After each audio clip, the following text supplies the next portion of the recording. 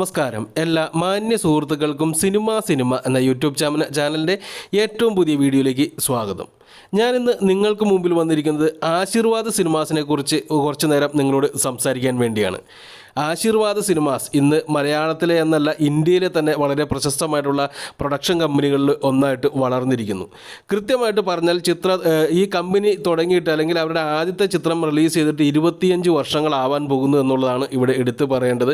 അതിൻ്റെ ആഘോഷത്തിലാണ് ആൻ്റണി പെരുമ്പാവൂരും അല്ലെങ്കിൽ ആശീർവാദ് സിനിമാസിൻ്റെ പ്രൊഡക്ഷൻ കമ്പനിയും അത് അവർ എമ്പുരാൻ എന്ന് പറയുന്ന സിനിമയിലൂടെ ആഘോഷിക്കാനാണ് തീരുമാനിച്ചിരിക്കുന്നത് എന്നുള്ളതാണ് ഇപ്പോൾ പുറത്തു വരുന്ന വിവരം. എന്ത് തന്നെയായാലും 2000-ലാണ് അവരുടെ ആദ്യത്തെ ചിത്രമായിട്ടുള്ള നരസിംഹം എന്ന് പറയുന്ന സിനിമ ഒരു മലയാളത്തിലെ ഒരു ഇൻഡസ്ട്രി ഹിറ്റ് അടിച്ചുകൊണ്ട് പുറത്തിറങ്ങുന്നത്. പിന്നീട് അവിടെ നിന്ന് ഇങ്ങോട്ടുള്ള കാലഘട്ടത്തിൽ നോക്കുന്ന സമയത്ത് മലയാള സിനിമയുടെ വളർച്ചയ്ക്ക് വളരെയധികം പ്രാധാന്യം നൽകിയ ഒരു പ്രൊഡക്ഷൻ കമ്പനിയായിരുന്നു ഇത് എന്ന് നമുക്ക് മനസ്സിലാക്കാൻ സാധിക്കും. പിന്നീടും ഈ 2000-ൽ ഇറങ്ങിയ ചിത്രത്തിന് ശേഷം പലതവണ മലയാളത്തിൽ ഇൻഡസ്ട്രി ഹിറ്റ് അടിക്കാൻ ഈ ഒരു കമ്പനിക്ക് സാധിക്കുകയുണ്ടായി. അതുപോലെ തന്നെ ഇവരുടെ തന്നെ പ്രൊഡക്ഷനിൽ ഇറങ്ങിയ ചിത്രം മറ്റ് പല ഭാഷകളിലേക്കും പോവുകയും ദൃശ്യം പോലുള്ള ഉദാഹരണങ്ങളായിട്ട് എടുക്കാവുന്ന സിനിമകൾ ഇന്ത്യക്ക്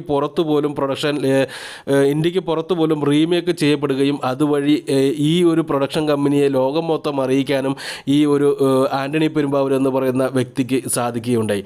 നമുക്ക് ഇത് നമ്മൾ കേൾക്കുന്നുണ്ട്, അത് മോഹൻലാലിൻ്റെ ബിനാമി കമ്പനിയാണ് എന്നും അല്ല മോഹൻലാലിൻ്റെ തന്നെ കമ്പനിയാണ് എന്നുള്ളതെല്ലാം നമ്മൾ കേൾക്കുന്നുണ്ട്. ആരുടെ കമ്പനി ആയാലും കമ്പനി ഇന്ത്യയിൽ തന്നെ നമ്പർ 1 ആയിട്ട് മാറിയിരിക്കുന്നു എന്നുള്ളതാണ് എടുത്തു പറയേണ്ടത്. എമ്പുരാനിലൂടെ തന്നെ അവരത് ആഘോഷിക്കാനാണ് പ്ലാൻ ചെയ്യുന്നത്. അതിനെക്കുറിച്ച് ആൻ്റണി പെരുമ്പാവൂർ പറഞ്ഞത് മോഹൻലാൽ ഇന്ത്യയിലെ തന്നെ നമ്പർ 1 നടനാണ് എന്നും പൃഥ്വിരാജ് ഇന്ത്യ കണ്ട ഏറ്റവും മികച്ച സംവിധായകരിൽ ഒരാളാണ് എന്നും എമ്പുരാൻ എന്ന് പറയുന്ന സിനിമ ഇന്ത്യയിലെ തന്നെ ഏറ്റവും വലിയ സിനിമകളിലൊന്നാണെന്നുമാണ് അദ്ദേഹം ഈ ഒരു ആഘോഷത്തെക്കുറിച്ച് പറഞ്ഞത്.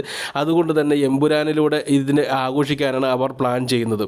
തീർച്ചയായിട്ടും ഫാൻസുകാർക്കും ഇതിൽ പങ്കുണ്ടാകുമെന്ന് തന്നെ പ്രതീക്ഷിക്കുന്നു. എമ്പുരാൻ ഒരു ഫാൻസിന് വേണ്ടിയുള്ള ഒരു ട്രീറ്റ് ആയിരിക്കുമെന്ന് തന്നെ നമുക്ക് പ്രതീക്ഷിക്കാം. നേരത്തെ അവർ പ്ലാൻ ചെയ്തതുപോലെ തന്നെ 3 ഭാഗങ്ങളിലായിട്ടായിരിക്കും എമ്പുരാൻ അല്ലെങ്കിൽ ലൂസിഫർ എന്ന് പറയുന്ന സിനിമ വരുന്നത്.